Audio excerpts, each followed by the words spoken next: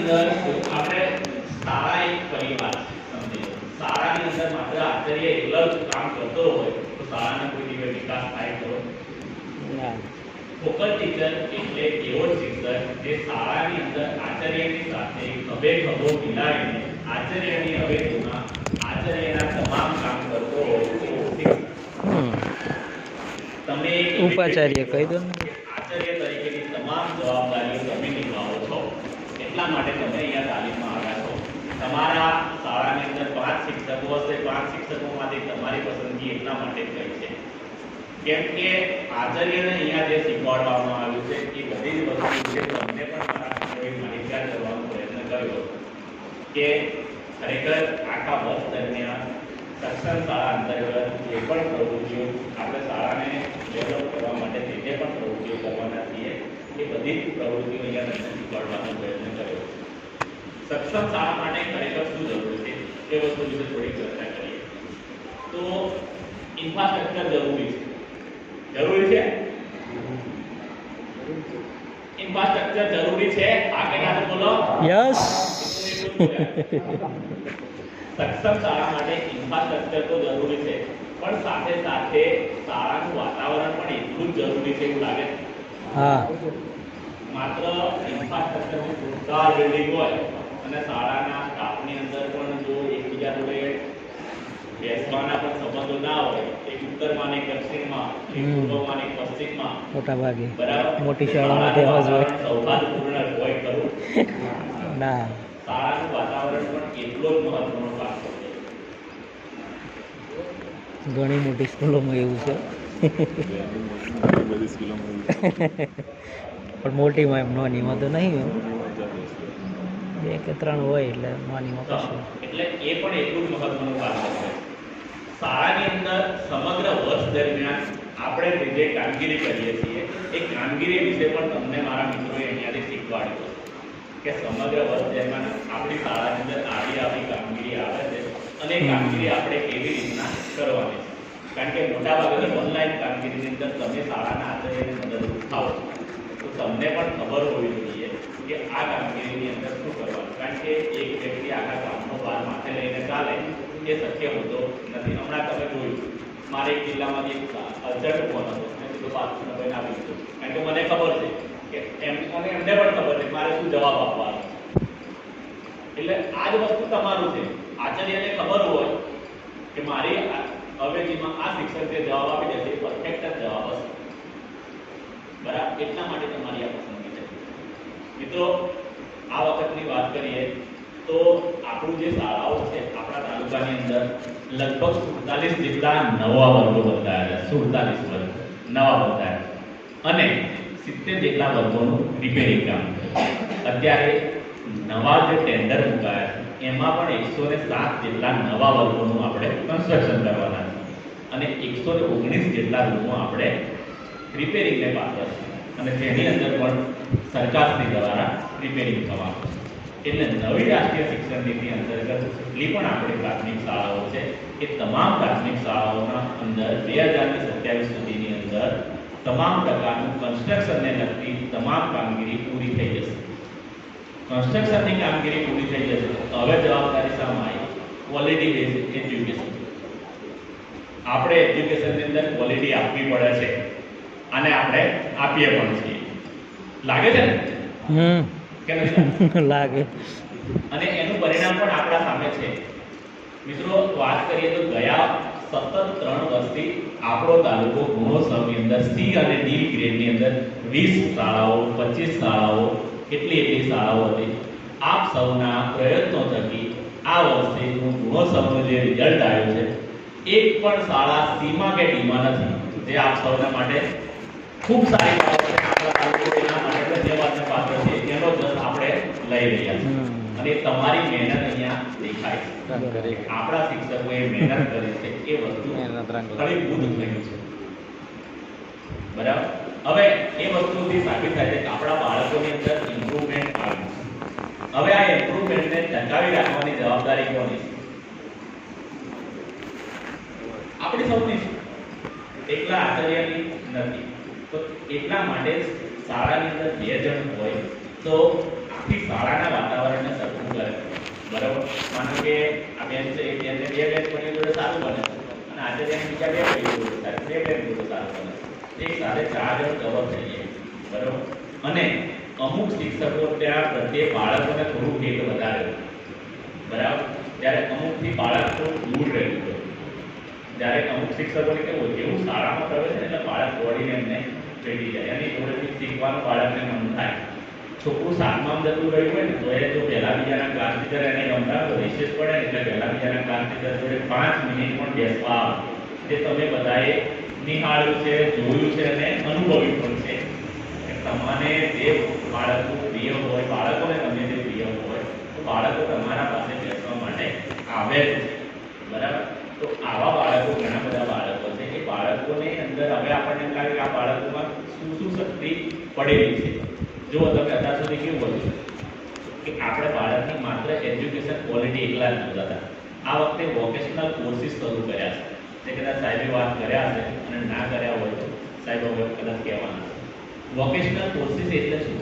6 થી 8ની અંદર સીવણના ક્લાસ શરૂ કર્યા છે આપણે, પછી બ્યુટી પાર્લરનો પણ આપણે શીખવાડવાના છીએ, પછી આપણે વોકેશનલ અંતર્ગત ઘણી બધી ગયા વર્ષે આપણે મુલાકાત લેવડાવી, મુલાકાતો લીધી. તમે કદાચ કારીગરોની મુલાકાત લીધી હશે, વ્યવસાયકારોની અલગ અલગ શાળાવાળાએ વ્યવસાયકારોની મુલાકાત લીધી છે. એટલે બાળકને વ્યવસાયકારો વિશે પણ કોન્સેપ્ટ ક્લિયર થાય કે ખરેખર કઈ રીતના કામ થાય, શું કરવું જોઈએ, બાળક આત્મનિર્ભર બને એ તરફના પ્રયાસો છે. આપણું જે બાળક આપણી જોડેથી ભણીને જાય છે, પોતાની જાતે પોતાના પગ પર નિર્ભર રહે, આટલું તો આપણે સક્ષમ બનાવવાનું છે. અને આપણી સક્ષમ શાળામાંથી આટલું તો શીખીને જજો, તમારી પાસેથી જે બાળક જાય છે એ બાળક પોતાની જાત પર નિર્ભર રહેવું, એટલું સક્ષમ આપણે બનાવવાનું. ક્યારેય આપણને બાળક મળે અને બાળક આપણા પર પીઠ પછવાડે એવું કે જવાબના સાહેબને તો અમારું પૂરું કરે, અથવા સાહેબના હોત ને તો અમે કદાચ કંઈક હોત, આવું સાંભળવા મળે ત્યારે આપણને ખરેખર શું. અને ક્યારેક એવું સાંભળવા મળે આજે હું જે પણ છું એ આ સાહેબના લીધે છું, એવું સાંભળવા મળે ત્યારે આપણને એમ થાય કે ના, મારું જે જીવન છે સાર્થક થયું. આ વસ્તુ બંને શબ્દો વચ્ચે બહુ જ અંતર રહેલું છે, બરાબર. આપણે શું બનવું છે એ આપણે નક્કી કરવાનું છે. આપણે શું બનવું છે, કારણ કે બાળકો માટે તો બાળકો પોલીસ લેટ છે. અત્યારે હમણાં વલસાડનું કે એક કંપની હોટલની અંદર મેનેજરની પોસ્ટ માટે ઇન્ટરવ્યુ હતું, બધાએ જોયું હતું. ક્યાં અંકલેશ્વર ઇન્ટરવ્યુ હતું. પોસ્ટ કેટલી હતી? 10 પોસ્ટ. અને ઉમેદવારો કેટલા? 15,000 ઉમેદવાર. આટલી જગ્યા હતી કે આટલી જગ્યા હતી? આટલી જગ્યા હતી. આ જેટલું સ્ટેજ છે એટલું સ્ટેજ છે, એમાં 15,000 ઉમેદવારો ગોઠવાઈ ગયા. કેમ કેમ ગોઠવાયા છે વિચાર કરો. આટલી જગ્યામાં 15,000 ઉમેદવારો, આટલું હોય કદાચ 15,000 ગોઠવાઈ ગયા તો આપણને વિચાર આવે લોકો આમાંથી ભાવ આમથી પગ નીકળી એવી નથી ઉતારી નીચે. આવી સિચ્યુએશનમાં બાળકો અરે ઉમેદવારો ઉભા શું બતાવે? બેકારી, બેરોજગારી છે, બેકારી ને બેદરકારી. એક ટાઈમ હતો આપણે જ્યારે ભણતા હતા ત્યારે પીટીસીમાં આવું હતું. જો તમે તો ફરી આમ જાઓ પીટીસી વાળા તો આટલું મળે અને અત્યારે સારું ડોક્ટર એન્જિનિયર છે ને, બરાબર. એક વેકેન્સી પડે છે પટાવાળાની પોસ્ટ માટે તો પણ તમે જોજો MA BEd ક્વોલિફિકેશન હતો, PhD થયેલા, MPhil થયેલા, MA BEd અરે MA BEd છોકરાઓ ફોર્મ ભરે છે પટાવાળાની પોસ્ટ માટે. પણ આપણામાં અમારા કંપની રોડ પર છે ને એક દુકાન ખોલી હોટલ છે ચાની, એન્જિનિયર ચાયવાળા. બધા કદાચ ચા પીધી હશે અથવા શું એન્જિનિયર સાહેબ જોઈ છે બધા એન્જિનિયર ચાયવાળા બિચારા કેમ? બેકારી. બાકી એના લેવલનો છોકરાને ફોર્સ કરવાનો કારણ કે એને સ્વીકારી લીધું કે હવે મારે આના વગર મારો કોઈ વિકલ્પ નથી. કારણ કે એન્જિનિયરિંગ ગમે એટલું કર્યું પણ મને હવે જોબ મળે એમ નથી. મારે મારો બિઝનેસ શરૂ કરવો પડશે. એટલા માટે એને સ્વીકારી લીધું છે ને એને ચાલુ કર્યું છે.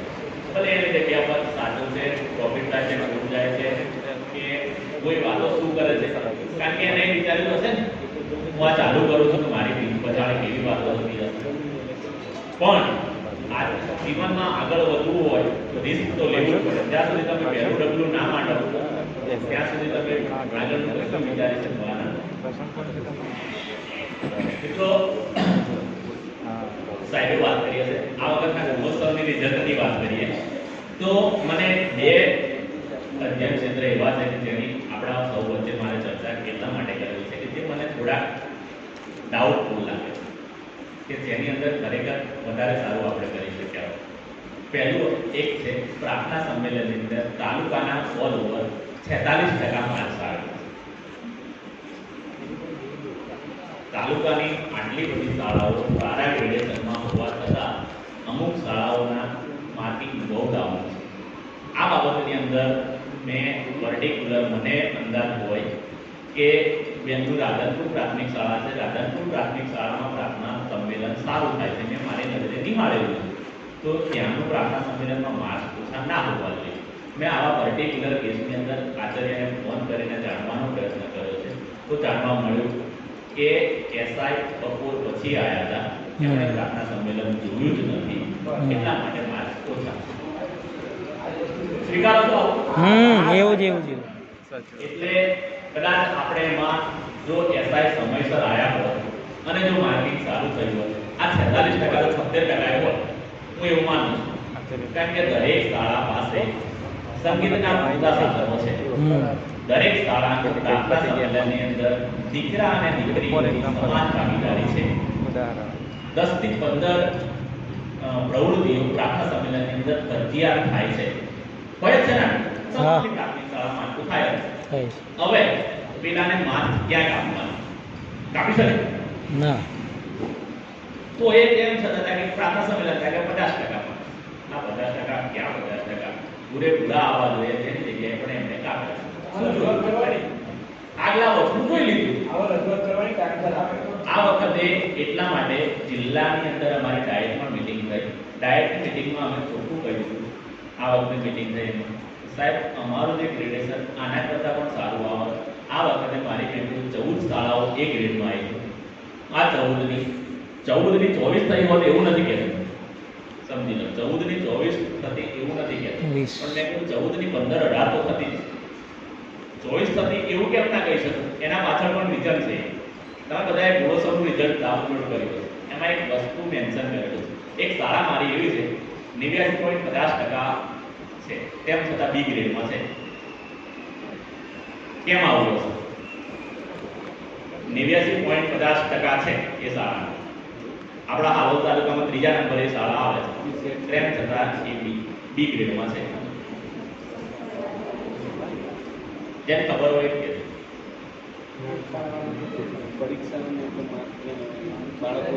તમે બધા પોકર ટીચર છો, તમારે આ બધું જોવાનું. આપણી શાળાનું ગુણોત્સવનું રિઝલ્ટ પણ જોવાનું. પહેલી વાર ખબર પડી ફોકલ ટીચર. જો મિત્રો વર્ગના આપણી જે સ્પર્ધાત્મક પરીક્ષાઓ થાય છે વર્ગના જેટલા બાળકો હોય એના 80% બાળકોએ પરીક્ષાના ફોર્મ ભરેલા હોવા જોઈએ અને જેટલા બાળકો પરીક્ષા આપે છે એના 80% બાળકો પાસ થયેલા હોવા જોઈએ. આ શાળાના 89% છે પણ એમણે સ્પર્ધાત્મક પરીક્ષામાં ફોર્મ જ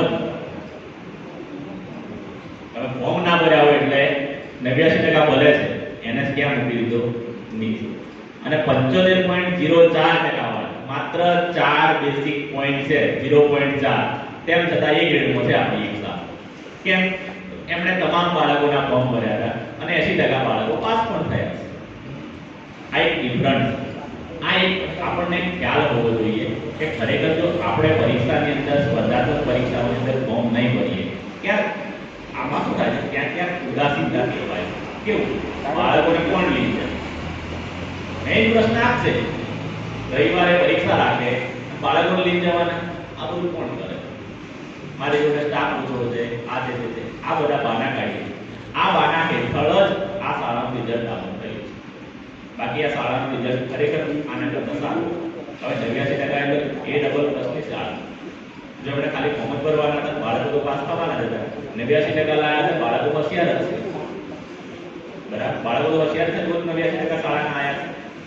પણ આવું થાય છે એટલે તમારે આ વસ્તુનો પણ ખ્યાલ રાખવાનો. જેટલી પણ સ્પર્ધાત્મક પરીક્ષા હોય, જ્ઞાન સેતુ, જ્ઞાન સાધના, તમામ શાળાની અંદર આપણા શાળાના 80% બાળકોના ફોર્મ ભરાઈ દેવાના. તમામ બાળકો પરીક્ષા આપવા આવે એ પણ સુનિશ્ચિત કરવાનું. તમને એવું લાગે તો ગણિત, વિજ્ઞાન, અંગ્રેજી, પછી જનરલ નોલેજ, એના થોડો સમય આપણને રિસેસના સમયે, સવારે, બપોરે, સાંજે જ્યારે પણ આપણને અનુકૂળ સમય આવે, આવા બાળકોને થોડી પ્રેક્ટિસ કરાવવાની.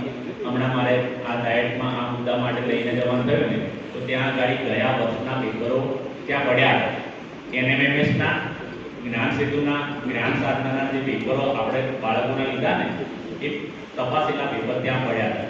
એટલે હું બધા ઉઠાયેલા, મેં કીધું એ લેતો જવાનું, કારણ કે એવું મારા સીઆરસી મિત્રો મારફત મોકલાઈશ તમારી શાળામાં.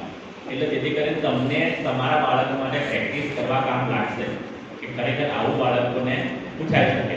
કારણ કે તમને ખ્યાલ થોડુંક તો હોવો જોઈએ ને, એવો એનો સિલેબસ છે. કારણ કે તમે પર્ટિક્યુલર વિષયના ટીચર છો, કે તમે માનો કે ભાષાના ટીચર છો, તો ગણિતમાં કયું આવે, સાદુરૂપ આવે, પછી બહુપદીના દાખલા આવે. પણ તમને સાદુરૂપના દાખલા આવે એવો ખ્યાલ હોય તો તમે સાદુરૂપની પ્રેક્ટિસ કરાવો ને. એટલા માટે ત્યાં આગળ પડી જ રહ્યા તો મેં કીધું મને ખોખા બધા આપી દો. એટલે હું ગાડીમાં ખોખા મેલી લાવ્યો છું. એટલે હું એ દરેક શાળા સુધી પહોંચાડવાનો પ્રયત્ન કરીશ. મારા સીઆરસી મિત્રો તમારી શાળા સુધી પહોંચાડી દેશે. પછીની જવાબદારી તમારી થશે કે બાળકોને પ્રેક્ટિસ કરાવે. આપણે જાણીએ છીએ ઘણી બધી આપણે ઓનલાઈન સાઇટો છે, એની અંદર પણ આવા પેપર મુકાય છે. આપણું સાયન્સનું એક ગ્રુપ બનાવેલું છે આપણા તાલુકાનું સાયન્સ ટીચરોનું. એની અંદર પણ આપણે પરીક્ષાને લગતા ઘણા બધા મિત્રો સારી એવી તૈયારી કરાવડાવે છે. હમણાં ઇન્સ્પાયર એવોર્ડની વાત છે, પ્રવીણભાઈ નથી આવ્યા, બાકી ઇન્સ્પાયર એવોર્ડની અંદર પણ આપણે અત્યારે ફોર્મ ભરવાનું એવું બધું ચાલુ છે. તો તમારી જેટલી પણ શાળાઓ છે, ઇન્સ્પાયર એવોર્ડ માટે બાળકોના ફોર્મ ભરાવડાવજો. શાળાને જ્યાં તકલીફ પડતી હોય તો ઇન્સ્પાયર એવોર્ડ માટે કઈ રીતના નોમિનેશન કરવાનું, કઈ રીતના ફોર્મ ભરવાનું અને કઈ રીતના પ્રોજેક્ટ તૈયાર કરવાનું, એ બધા ગ્રુપ માટે છે ને આપણે આ વીકની અંદર સાયન્સ ટીચર અને આચાર્ય એક વીસીના માધ્યમથી આપણે એમના જોડે ચર્ચા કરવાના છીએ. તો એના માટે પ્રવીણભાઈ મારી વાત ચાલે છે. એટલે એક દિવસ આપણે સમય રાખીને ઇન્સ્પાયર એવોર્ડ માટે પણ આપણે પ્રયત્નો કરી રહ્યા છીએ. એમાં બાળકને 10,000 રૂપિયા મળે છે, તો ખબર છે ને, બરાબર? અને એ 10,000 રૂપિયા આપણે શાળા વિકાસની અંદર ખર્ચ કરવાના છે. જ્ઞાન સેતુ પરીક્ષા ધોરણ 5માં આવે છે. આ પરીક્ષા બાળક પાસ કરે છે તો ધોરણ 12 સુધી એને કેટલા રૂપિયા મળે છે? જ્ઞાન સેતુ પરીક્ષા બાળક પાસ કરે છે અને ધોરણ 12 સુધી આપણી સરકારી શાળામાં જ ભણે છે, 60,000 કેટલા રૂપિયા મળે છે? 5,000 રૂપિયા મળે છે. પાછળ જતા રકમ બહુ વધે છે.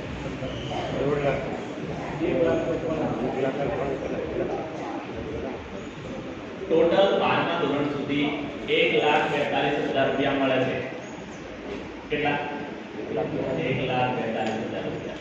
જ્ઞાન સાધના અંતર્ગત બાળક પાસ થાય છે અને 12મા ધોરણ સુધી ભણે છે. 9, 10, 11 અને 12 4 ધોરણ ભણે છે. 93,000 રૂપિયા મળે છે. હમણાં આપણે પ્રાથમિક સભાઓ ચાલે છે, કલેક્ટર સાહેબ આવે છે, ખબર છે? આપણે અહીંયા નજીકમાં થવા માંડી છે. આપણે તાજપુરા હમણાં ગયા અઠવાડિયા છે. કલેક્ટર સાહેબ આવે છે, પ્રાંત સાહેબ આવે છે. જે તે એરિયાની અંદર પ્રાથમિક સભા હોય છે.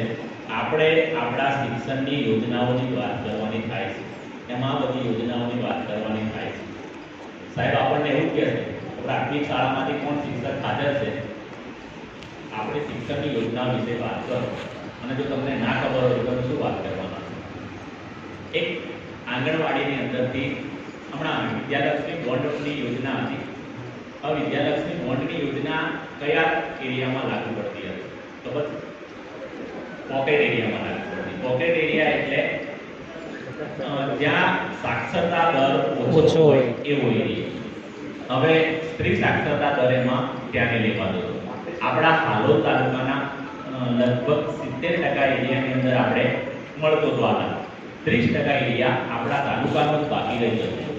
એમાં દીકરી પહેલા ધોરણમાં દાખલ થાય છે ત્યારે એના નામે 2,000 રૂપિયાનું બોન્ડ આવતું હતું અને દીકરી 8મું ધોરણ પાસ કરે છે ત્યારે આ રૂપિયાનો ચેક એના નામે આપવામાં આવતો હતો. બરાબર. આ યોજના હવે લગભગ પૂરી થઈ જાય છે, બંધ થઈ ગઈ છે. બરાબર. એની જગ્યા પર વાલી દીકરી નામની યોજના આવી છે. આ વસ્તુ આપણને ખબર હોવી જોઈએ. વાલી દીકરી યોજના એટલે દીકરી જ્યારે પહેલા ધોરણમાં દાખલ થાય છે ત્યારે એને 6,000 રૂપિયા એના એકાઉન્ટમાં જમા કરવામાં આવશે. 2019 પછી એનો જન્મ થયેલો હોવો જોઈએ. 8મા ધોરણમાં દાખલ થાય છે ત્યારે એના ખાતામાં 4,000 રૂપિયા આવશે. અને દીકરી જ્યારે 18 વર્ષની થાય છે ત્યારે 1 લાખ રૂપિયા એના લગ્ન માટે આપવામાં આવશે.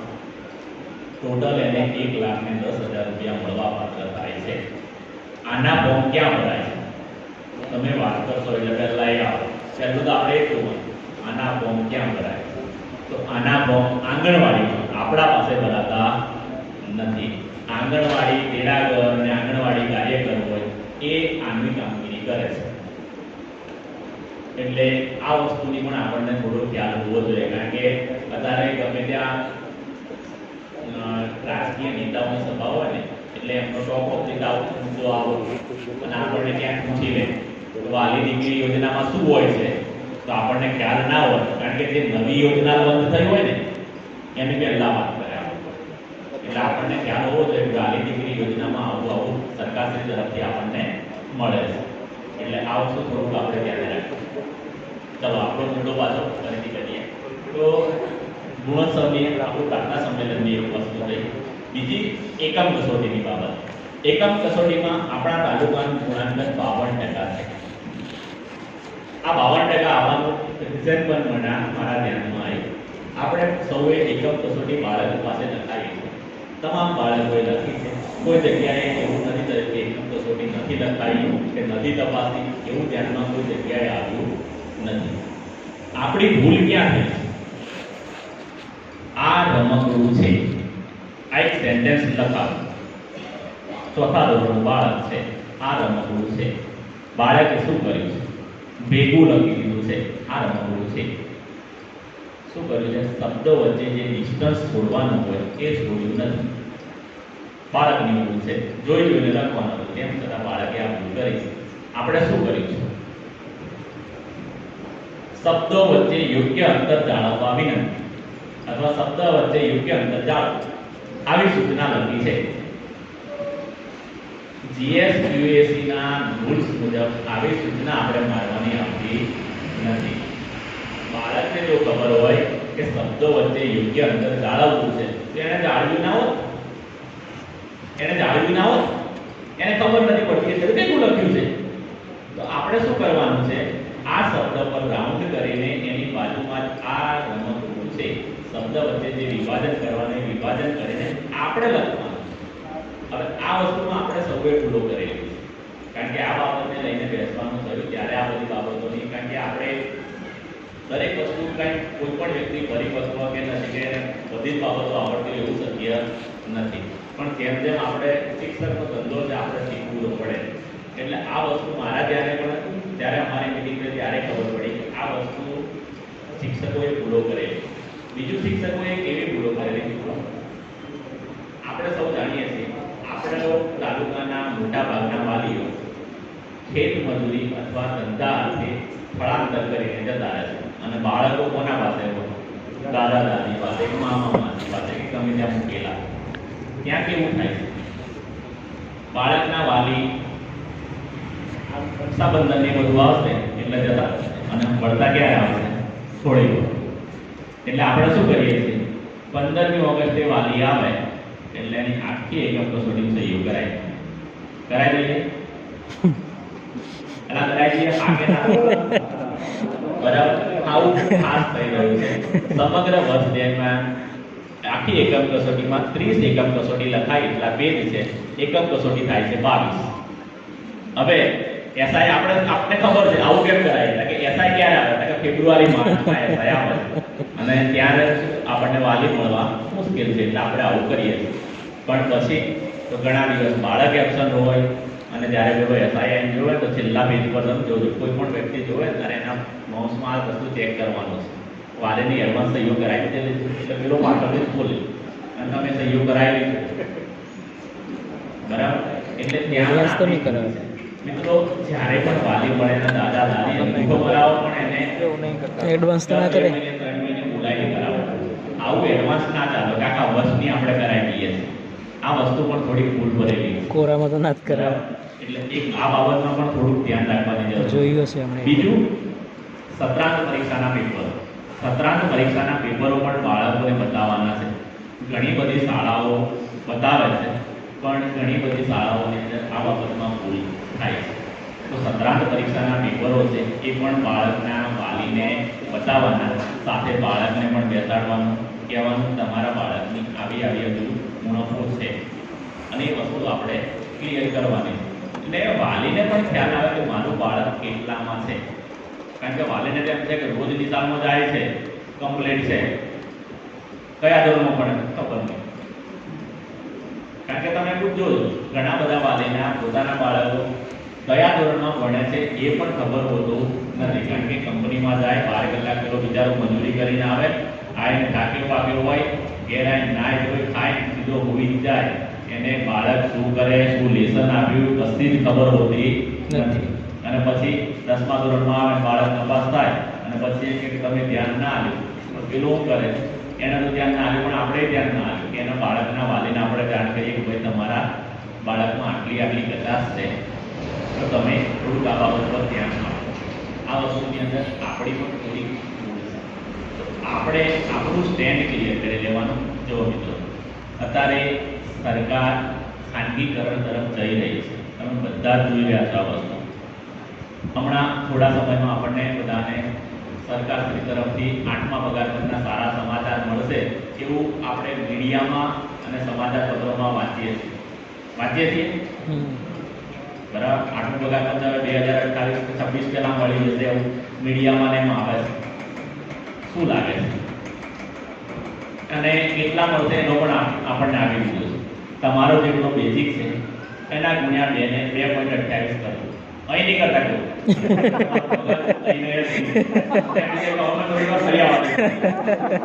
અહીં કોઈએ મોબાઈલ કાઢતા તમે ખાલી મતમો કરજો.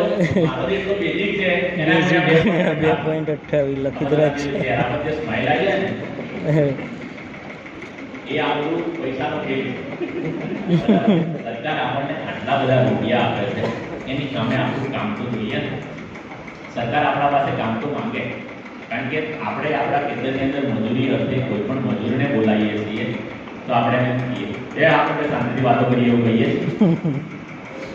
હું તારી જોડે કામ કરવા લાગ્યું પણ આપણે આજે કામ બતાવી દઈએ એવું કહીએ આપણે.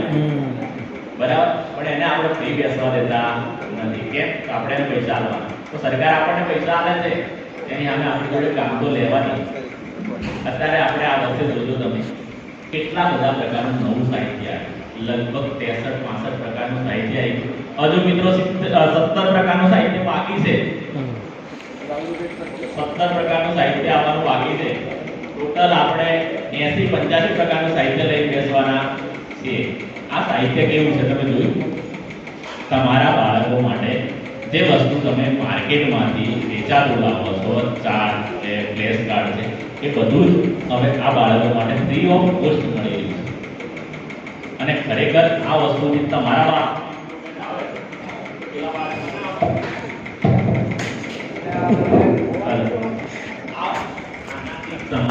બાળકમાં ઇમ્પ્રુવમેન્ટ આવે તો શું જે બાળક આપણી પાસે ભણે છે ઇમ્પ્રુવમેન્ટ નહીં આવે? આવવાનું જ.